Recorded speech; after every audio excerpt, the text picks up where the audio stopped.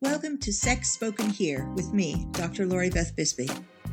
I am a sex coach and relationship psychologist and created this show to help you solve any sexual problems, learn about all things sexy, sensual, and intimate, and create your ideal lasting relationship. In my virtual therapy room, I answer questions, interview experts, and provide tips that you can use straight away. Listen in weekly as I share key strategies to help you create a problem-free, exciting sex life. Make sure you join us to be up to date on all events and to easily access coaching at www.the-intimacy-coach.com. Welcome to my virtual therapy room. I'm Dr. Lori Beth Bisbee, and this is Sex Spoken Here. Remember that this podcast deals with adult themes, so if you don't have privacy, you might wish to put on your headphones. Today, I'm beginning a series about gender. When I was growing up, many people saw gender as either male or female. There were sometimes people who were referred to as transsexual, who felt that they were born with the wrong body and chose to undergo surgery to change to their ideal gender. One of my first flirtations, a boy called Kenny, confided in me when we were both 16 that he really felt female inside and he wanted to change sex. He went for some physical tests and he came back and told me that although he had male genitalia, he also had a uterus inside. Kenny went on to have a sex change operation. He was the first person I ever met who questioned the gender he was assigned at birth. The understanding of gender has changed dramatically since that time. Current research highlights gender as a spectrum and recognizes gender fluidity as well as transgender and transsexual. I'm going to dive into this issue in depth over the next few weeks. Joining me today to start the discussion is Melvin Marsh. Melvin is a certified hypnotherapist specializing in medical hypnosis, phobias, and anxiety with additional interest in helping LGBT patients. Not only is he one of the few hypnotherapists who specialize in providing LGBT culturally competent care, he is one of the even fewer who is trans himself. As a transsexual himself, he has faced more than his fair share of troubles, but still continues to educate others on issues related to the transgender community, even at risk of his own personal safety. He was an invited guest for 3 years at Emory University School of Medicine to teach the first-year medical students about how to work with transgender patients. Unfortunately, this did not carry over to his own medical school, where he was harassed often for being transsexual and was forced to drop out due to the near constant harassment. He socially transitioned in 2002 and medically transitioned a few years after that. Welcome to the show, Melvin. Thanks for having me. So, I'm going to start by assuming that not everybody who's listening understands the current terminology. So can you start with the difference between calling somebody transgender and talking about somebody as being transsexual? Well, generally, the word transgender is a much more broad concept. You can certainly be transgender, not being transsexual. In this culture at this time, it's perfectly acceptable, for example, for a woman to go off and play sports. Well, most places in this culture. If we're looking back 100 years ago, that would have been very socially, very, very bad. And so that would have been a much more transgender behavior now. It's not that women, of course, couldn't always do sports, but it's not something that was considered proper for them. Gender is very much a cultural, concept anyway. But that's still something that we need to consider.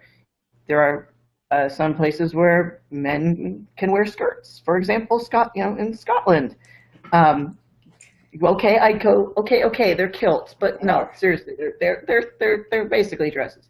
But it's fine. It's completely acceptable for them. If somebody in most other places, or a lot of the more Western places, did that, they'd be kind of looked at a little bit oddly, unless they knew they knew the person was Scottish. So so transsexual is when somebody actually physically does change from They have to male. be either distressed enough to change or really, really want to change. It goes beyond this whole oh, I'm going to go play sports, or oh, I'm Right. going to a little bit. There are non-op transsexuals, no hormone transsexuals, although the vast majority of people who identify as transsexual transition in some way. Right. They get surgery, or they just do the hormones, or they just might, live full time as the opposite sex, or even part time as the opposite sex. So Whereas that's another thing some to people do. who identify as transgender will not do any of those things. The majority of people who identify as transgender won't do any of those things. Okay. So a lot of people, I don't know the proportion of people listening, but certainly a lot of people that I've worked with over the years and a lot of people I've come into contact with haven't met or spoken to many female to male transsexuals. Although that's not true for me. I've met actually quite a few over the years. Is there a kind of difference in community, do you think? Well, a lot of the female to male, it's much easier for us to transition and basically disappear. I mean, that's part one. Part two, some of the research, which granted is probably a few years old, so who knows how accurate it is, some of the, is showing that we're the rarer type as far as actually going through surgery or whatnot. A lot of women don't, people who are born female, don't necessarily need to identify as male or anything, because now it's completely socially acceptable for them to present transgender quote, air quotes, behavior and it not being an issue. Also, the fact is that we're not nearly as entertaining as the male to females, and we get pushed down a lot by the other male to females, not letting us actually speak. Partially that they claim that it's that we're exerting our male privilege by discussing our own issues. Why do you say you're not nearly as entertaining? What does that mean? What does that mean? The vast majority of female to males are completely boring. You cannot tell that they have an alternative history. I mean, I personally am probably very, very entertaining, but I'm not obviously trans. I don't have these some of the stereotypical stuff that most people think of trans people as doing, because most people are thinking of the male to females. They're thinking, oh, the people who are going out doing drags, performing. There are drag kings, but a lot of them. I wonder about that, though. I wonder if some of that isn't so much thinking about drag, but that it's probably easier for a female to male to pass as their new gender than it is for a male to female, because of the kinds of changes that might need to be made physically. Well, that was something I mentioned earlier about how it's easier for us to basically blend in. But there are a lot of us that still want to get out there and to talk. Not everybody does. But if you can go stealth, you can go stealth. I know a lot of male to females who can very easily go stealth. It's all a question of how good is your genetics, and how good is your surgeon, right? And how much money you actually have to spend on anything. I haven't had every surgery out there done. I don't need to. Right, and if you're going the other direction, you may in fact need significantly more surgery in order to. It's to pass, possibly.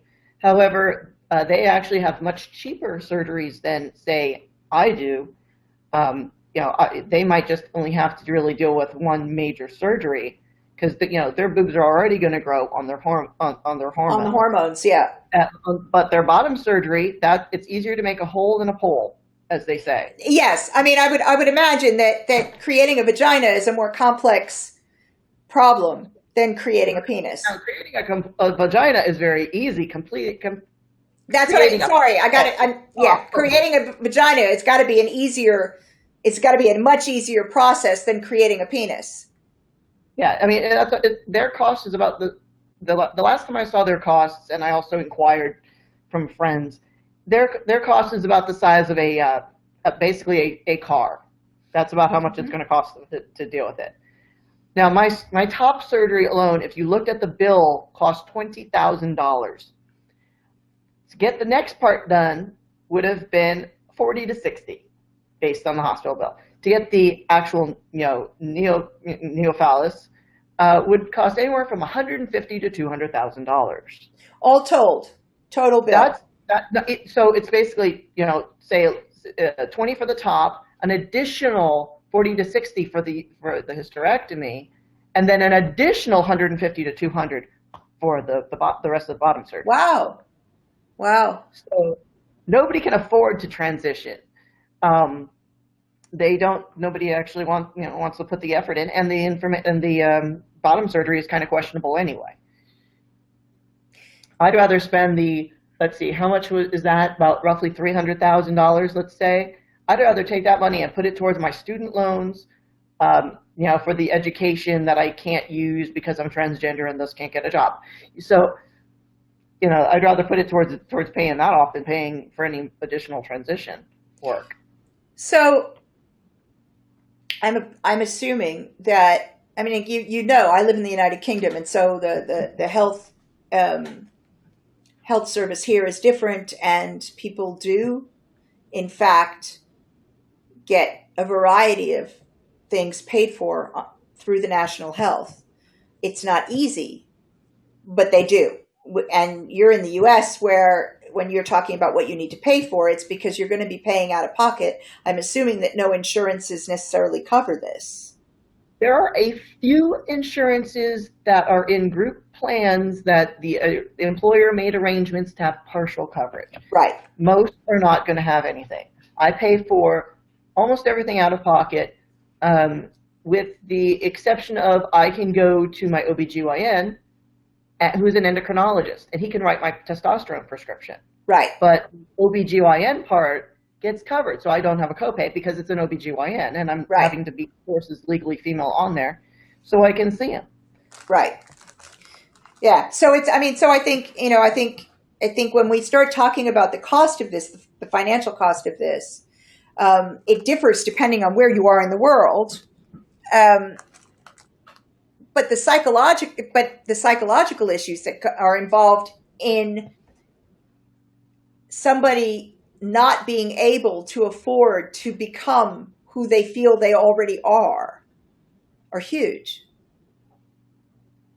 This is true. And the therapists are also not covered by the insurance most of the time either. Really?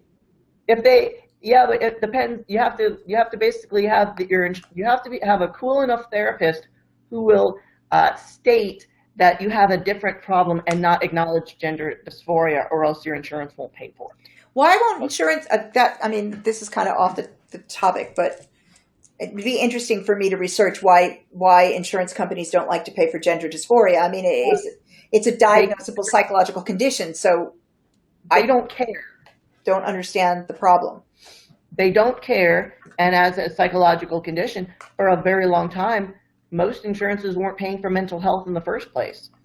Yeah, no, I know that. I know that. It hasn't worked. No, I'm aware that a lot of insurances pay for very little mental health coverage these days. It's gotten worse and worse over the years. So I'm aware of that. And if we're talking about it as in terms of the fact that they're just not paying for mental health coverage, that's one thing. If we're talking about the fact that gender dysphoria is eliminated, that's something very different.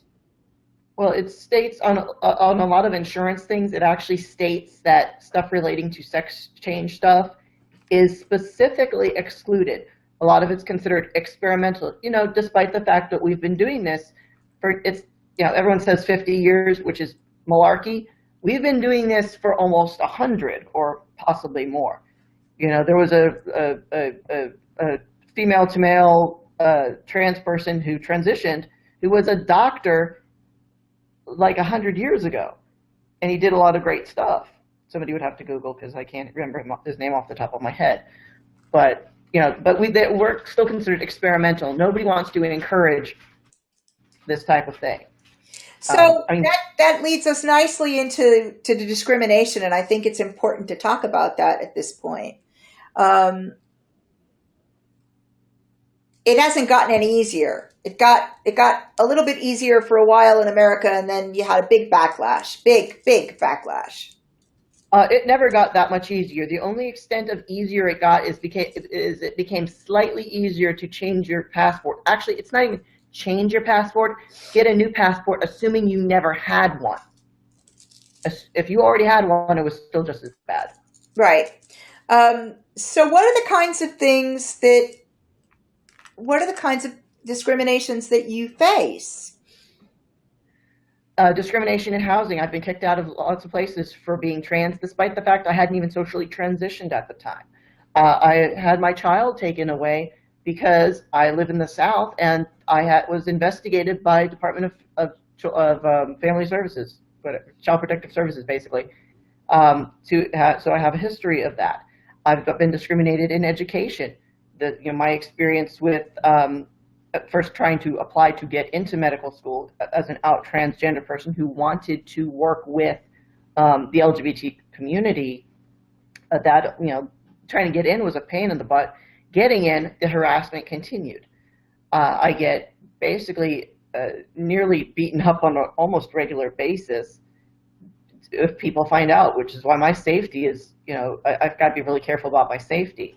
I will do everything possible to not leave this house, which luckily this is also where I do my work now, because it can be dangerous. I also frequently do bring a friend for certain other things, because if they think that I'm even gay, much less the trans thing, I will be targeted. When I was purchasing a house, people were giving me crap for that amongst other things. I had to bring a friend to half the house showings. Why? This is going to sound like a kind of a somewhat ridiculous question, but I know that there are other areas of the country, because I know where you are, and we're not going to talk about that, where it is. I know there are other areas in the country that are friendlier to people. Not nearly as much as you'd think. I've had crap in San Francisco, which is supposed to be the most friendly place in the history of, the place. But there's a difference between having crap and having constant crap, right? No, I had constant crap when I was down there for a week. I had near constant crap in San Francisco. I have a friend who was in that area who nearly died because of discrimination in medical care, and was right near San Francisco, I think in that county or one county over. So she was in California. She nearly died because of discrimination. This was only a few years ago. There are loads of places in California where it's easy for me to see that you could die because of discrimination, but there are places where you won't. And I guess for me, it's you are making a choice to be where you are. That's different. It was no better when I was in California, right, or with South Florida, which is where I got a lot of abuse. South Florida used to be a very liberal place. In comparison to most of the United States, South Florida is still a liberal place. Mm-hmm. I got abused for years, almost daily down there. If I basically hide in my house or whatnot, it wasn't that bad. Yet I've been up in the North Georgia mountains and not been given that much crap at all, mostly because nobody thought that I could be trans, because they didn't have that experience of knowing what a transgender person acted like, looked like, or whatnot. So what do you think it's important for the community as a whole, the LGBTQIAA plus, because I know we've got even more letters now, as a whole, to be thinking about when it comes to transgender issues? Well, you have to remember that in the general LGBT community, it's mostly the LGB community plus the T gets tacked on. I'm not sure if you remember some of the stuff that was going back with ENDA. Yeah, but When, I have to put my hand up as a B and say it's actually the Bs don't experience themselves as being seen either. So and yet most of the Bs I know just are there and they get incorporated. The transgender people are getting abused by the LGBT community too. So that's not even any much better. Even on our own area where it's supposed to be very, very friendly, we get ignored. We're the redheaded illegitimate stepchild of the community. At least the bisexuals, when especially if they're with a woman, or for the ladies, at no, least then they're if considered part. but They're that's part of it. no. If they're with a same-sex partner, they still trust me. You still catch hell. You still catch Yeah. hell because people want to know. People make assumptions based on the partner you're with. People make assumptions based on the partner I'm Of with. People course. make assumptions based on what parts I do or do not have. I'm not sure when the last time that you got asked how you like to have sex, although that's the nice way of putting it, by people who think that your sexual organs are any of their business, which happens on a very regular basis to most transgender people. Ask, what's your birth name? Why did you transition? As though it's any of your birth. Are you going to have surgery? Have you already had surgery? What does your penis look like? That's from both the straight community and to a lesser extent other gay and LGBT people. So I know that a lot of that kind of intrusiveness um, isn't well meant. But I also know that quite a few people who don't really have any sense of how it's appropriate to ask the question really want to understand how things are different for you and not be intrusive. Well, they could be very nice and say, "Can I ask you a personal question?" Hmm. Not, you know, not, how do you like to insert profanity here? You can Which use is exactly profanity. what I got in public. We do swear on this show. Okay, we can't swear. Oh yeah. It's serious. Okay, good. I have been asked more times than imagine. See, I was being courteous. I've been asked more times than I can count. How do you like to fuck? If I had thought logically at the time, I would have said preferably with another person. But that is a regular question. I get more questions about things that are none of your business. And I mean, this is So not like so we people need are basically trying to be offensive, and then if I'm trying to be very, very straightforward and actually trying to educate, that doesn't help. I'm highlighting the fact that the people who are asking you this question are not people who want to fuck you. These are people who are curious about how These are things work. basically people that don't have a concept of what is appropriate behavior to ask in public, or what. I mean, I've got friends who have asked me the same questions. Can you not do it in front of a class of 50 people? Hmm. Um, Especially when I'm not in that role. If I am in a role as an educator, I have less of a problem with you saying Well, yeah, how and do I. if you're in a role as an educator, I would hope that you would take it that they're trying to understand how things are different for you. It might not be the best way to ask the question, but they're trying to understand that. But if you're not in a role as an educator, then it's just intrusive. Now, I've had people literally come up to me off the street, inform me that they could tell I was trans, and then just decide to insult me or ask me really personal questions. If I don't know you, that's none of your business. What I do, what my husband thinks of the matter, what I was like when I got married, and some things just don't become nobody's business but mine.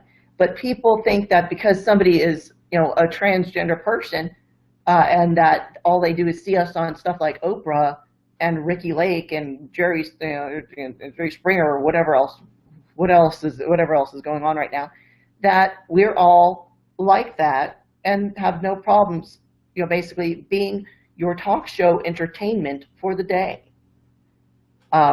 It gets very, very old very, very quickly. especially if you're in a situation where you're in a dangerous spot.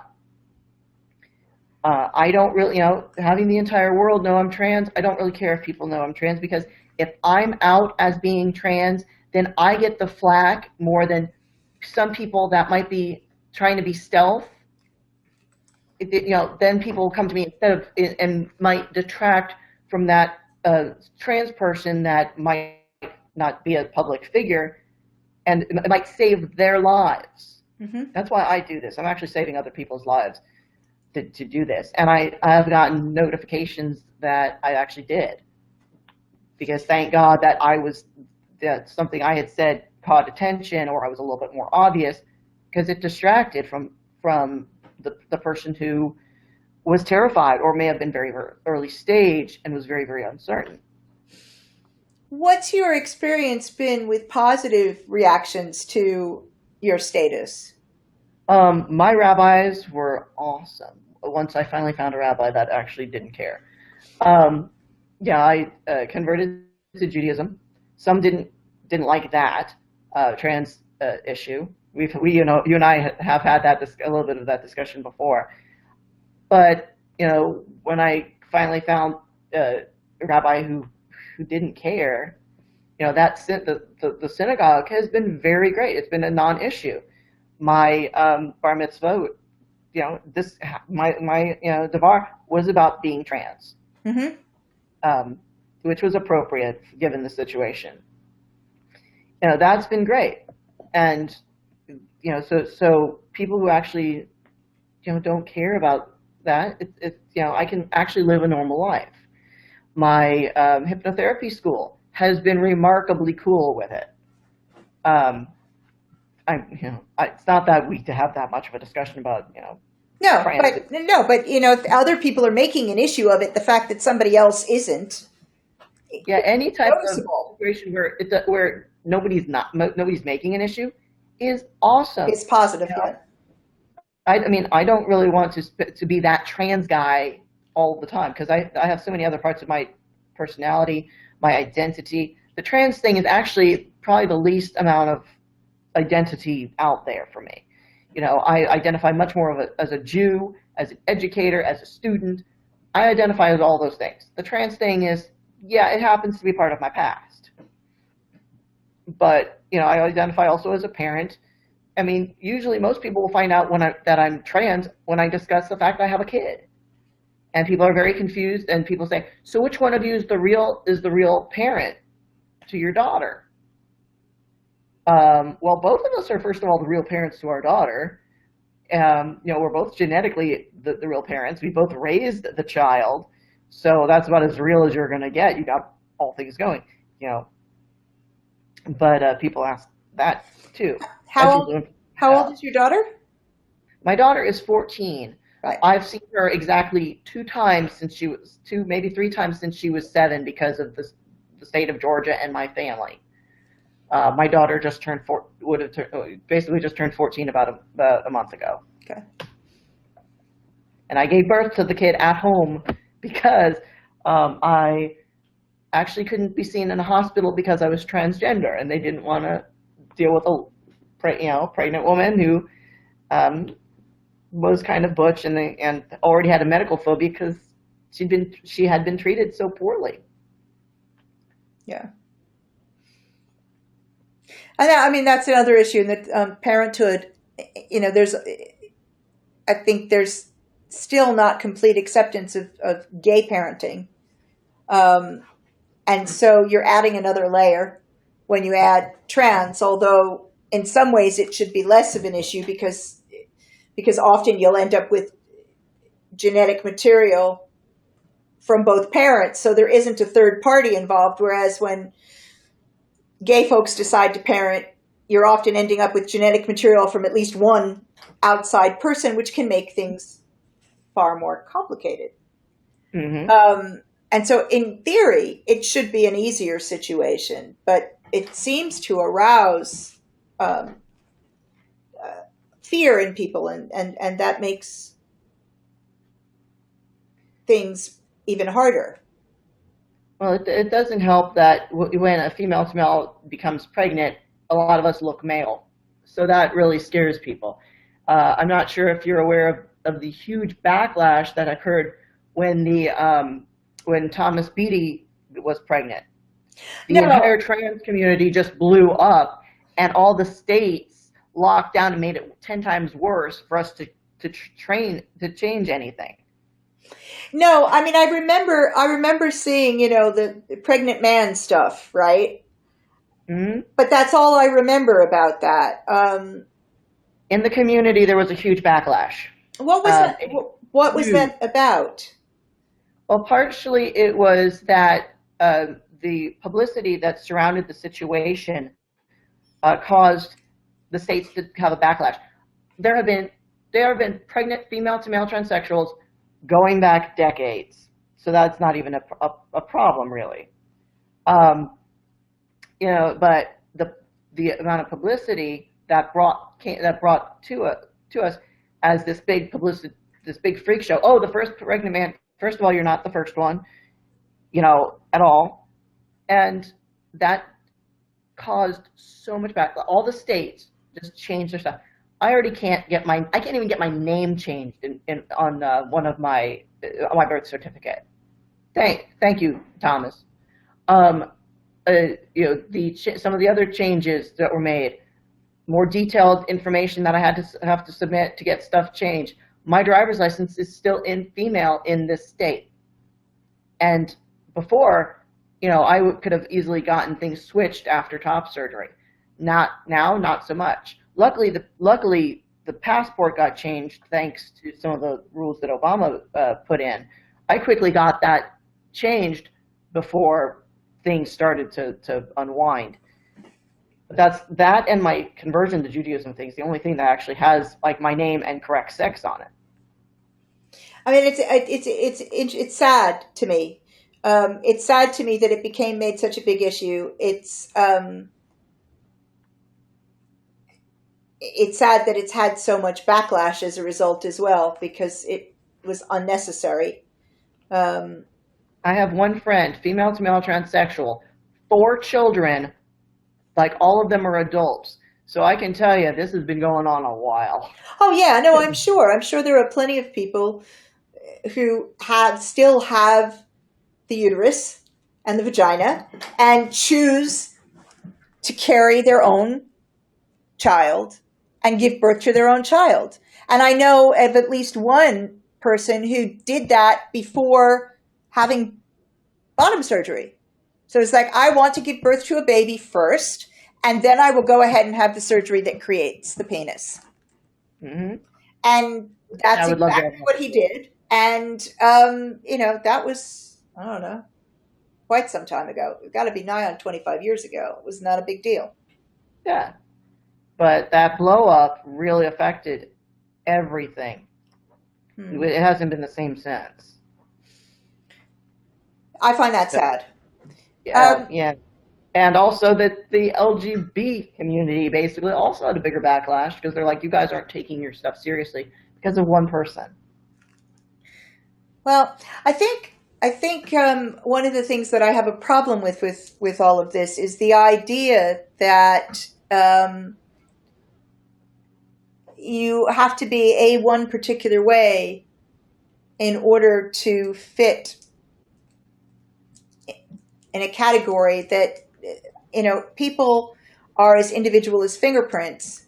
So the thought that gender wouldn't also be is surprising to me at this point. Like I said at the beginning of the show, when I was growing up, and we didn't talk about transgender, we talked about transsexual. And like Kenny, who later became Lisa, many of the people that were transitioning were people who were actually born intersex or born hermaphroditic. And so there was an incorrect gender assignment at birth, or it wouldn't have been possible to make a gender assignment at birth. And as far as most of us knew, that was it, right? When I started my bachelor's degree training, people weren't talking about the fact that people could have a gender dysphoria that didn't also have a physical mismatch to it. And that evolved over the time I was in training. People talked about it more. I'm not saying it didn't exist. I'm sure it did. It just wasn't discussed. And of course, now it's completely different. Now we recognize that there are people who don't identify as any gender. There are those who are gender fluid. There are those who will identify and say, I'm not even going to call it gender fluid because it doesn't work for me. I'm non-binary. You can't fit me into one of those two categories. So it's a completely new world. And yet what you're saying is that people still find it, even within this community, very difficult to allow individuals to have their own experience of their gender and identify themselves in a congruent way. That's pretty accurate. Well, first I want to make a comment about the intersex stuff. A lot of people still make you go through genetic training to see, testing to see. Oh, I'm sure. I know that that's the case. If you're applying for surgery, even now they strongly recommend it because possibly if somebody screwed up as a child, you possibly can get part of it covered. Yes. Possibly they screwed up. Yeah. But they're doing it for they like doing it for everybody. Yeah. I'm not surprised. Just like they always, I'm sure that they still require quite a bit of psychological and psychiatric assessment prior to agreeing to do surgery. That varies because because people are supposed to follow the WPATH standards of care. A lot of people are not. I've heard of a trans person who went to who wants to do informed consent. This person's probably not qualified to do informed consent, but the doctors are letting them do it. But for the surgery, they're having to go through therapy, and they've had to pick a sketchy psychologist. Actually, my psychologist that I see right now works with that one.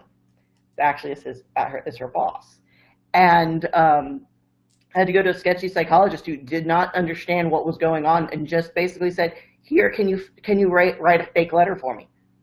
And the psychologist is doing it. And this person's not prepared to transition, did not do any screening. I'm trying to help make it a little bit better on them because I've gone through psych training.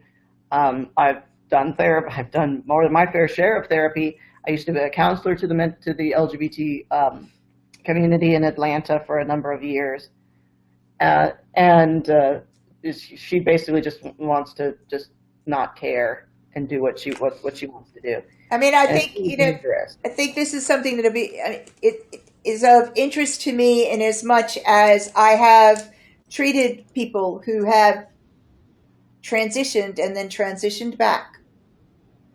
I wasn't treating them for anything to do with gender.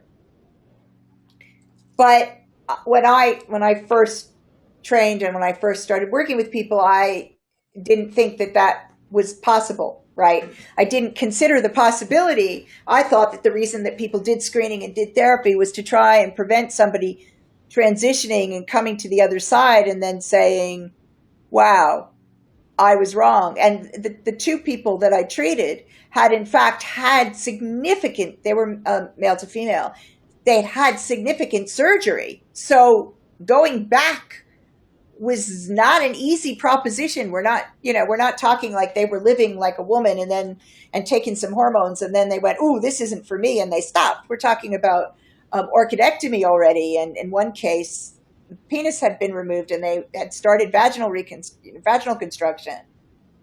And then this unfortunately happens, and I see it a lot, and that's one of the reasons that surgeons want the letter, if you can produce one. And by getting a sketchy therapist and just basically writing your own letter and having the therapist just sign off on it, which is, first of all, very, very unethical. Of course. I don't know how this is acceptable. That's going to get, but it does make the surgeon happy. Because in theory, now it's the psychologist's problem. Right. But this is something that I've seen countless times going both ways, mostly from people who don't take their therapy seriously. There's a reason to screen. There are people that find they don't need that much therapy. When I socially transitioned, I started part-time, went full-time. So I was part-time for about 5 years, then went full-time for 6 months before I started therapy, which I had to pay my therapist $135 in cash. This was 10 years ago or so, almost 10 years ago. And basically every time I could afford it, I'd pay her the thing. And, we had to go through all the stuff. She actually was very thorough, despite the fact that, you didn't necessarily have to do all 3 months. If you were good and you knew what was going, she'd sign the letter early, but she was going to be a gatekeeper. Which is what, to me, a psychologist and a psychotherapist, as well as a sex coach for 30 years, the idea that 3 months is acceptable is just frightening, right? Well, it's usually 3 months to get on to do hormones. I know, and I understand. I understand that some of this comes from the changes in how we see therapy, but it's just like when you say like 3 months, it's like, oh my God. Yeah. And that's supposed to be weekly therapy. A lot of therapists are just saying, oh, just let's show up once in a blue moon, or have one at one time and then 3 months later. Oh, you've done 3 months of therapy. No, you've done 2 sessions of therapy. That's roughly 2 weeks of therapy. Wow. And if you don't already have that, 3 months is fine if you have already put in all the effort to learn how to socialize. Just coming in off the, basically saying, okay, out of the car, going, hey, I'm going to do this, and that's how you wake up that morning, and doing your 3 months of therapy and going on hormones. That's not a good move for a lot of people. No. And then it's about basically 12 months to do surgery. And there's a lot of places that won't even actually say you have to do the full year. How is this safe? This is a question. This is something that I want to continue with when we talk next time. At the moment, what I want to do is let people know how they can find you. Okay, I'm pretty easy to find. My website is www.afterhourshypnotherapy.com. I do a lot of LGBT related hypnosis, especially stress and anxiety that relates to that thing. You can use the form on the website to contact me. My email, afterhourshypnotherapy@gmail.com. You can also call there's a number on the website. That's just going to go to my secretary, who is actually bisexual, and so she's also in the community, and she's had her own grief. She has had grief, not nearly as much as mine apparently, but you can make an appointment, get a free consult if you'd like, but So and you can. And that will all be on the website when I put the podcast up within the notes. So there will be a link to your website so they can go straight to it. That's awesome. So we're going to continue this discussion next week. Thank you so much for being here. Thanks for joining me for Sex Spoken Here with Dr. Lori Beth Bisbee. Do write to me with suggestions for the show. Any questions you want answered at Dr. Bisbee at the-intimacy-coach.com. Follow me on Twitter, Instagram, and Facebook. On Twitter and Instagram, I'm just Dr. Bisbee. Facebook, it's Dr. Lori Beth Bisbee. You can check out my YouTube channel, which is Dr. Lori Beth Bisbee. For a free 30-minute strategy session with me, go to www.the-intimacy-coach.com and click the button that says Schedule Now. I do look forward to seeing you next week for part 2 of this series, and I thank you for listening. Take care. Thanks for tuning in. You were just listening to Sex Spoken Here with Dr. Lori Beth Bisbee. If you enjoyed the show, please leave a review here on iTunes or on Stitcher. And make sure you head over to www.the-intimacy-coach.com to subscribe for free newsletter updates to help you create and sustain an exciting trouble-free sexual life. Stay tuned for upcoming weekly episodes on all topics, sexy, sensual, and intimate. Thanks for listening.